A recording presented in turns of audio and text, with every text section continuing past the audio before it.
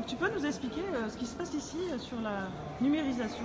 Alors, cette étape-là, la numérisation, c'est ce qui va permettre de faire tout ce qui est en amont dans le musée, c'est-à-dire l'impression 3D ou la mise en ligne des objets. La première étape, c'est celle-là.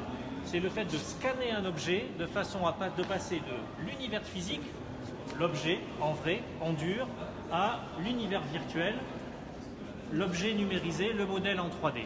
Pour ça, on utilise un scanner qui va prendre en fait toute une série d'images et qui, grâce à l'ordinateur qu'il a à l'intérieur, l'ordinateur qu'il a et tout un système de logiciels un peu complexe et très puissant, va nous permettre de reconstruire en 3 dimensions un modèle 3D jumeau numérique virtuel de l'objet réel.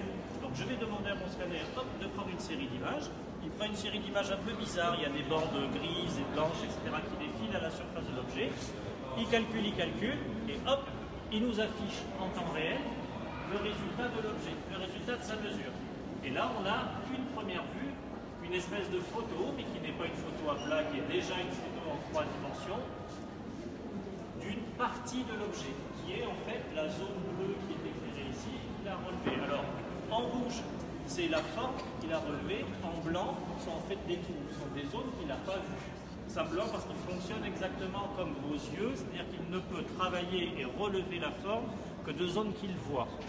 Si je veux pouvoir continuer à travailler, je vais devoir déplacer mon scanner pour le mettre face à un endroit qu'il n'a pas encore vu et lui demander de prendre une série de nouvelles mesures qu'il va venir m'afficher à côté de l'autre et qu'il repositionne automatiquement à la bonne place en fonction des zones communes. En fait, le système reconnaît les zones qui sont communes et il vient les superposer. Comme ça, de proche en proche, on va pouvoir reconstruire la totalité de l'objet pour finalement arriver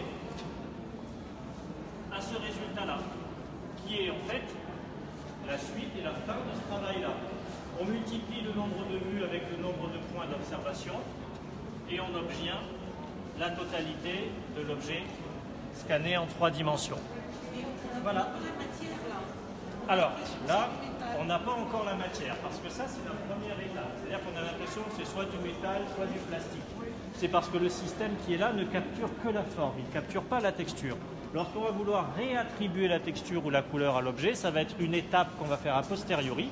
On va faire toute une série de photos avec un appareil photo et on va venir modeler, déformer les photos à la surface de l'objet. D'accord? Regardez. En fait, un objet en 3D, c'est ça.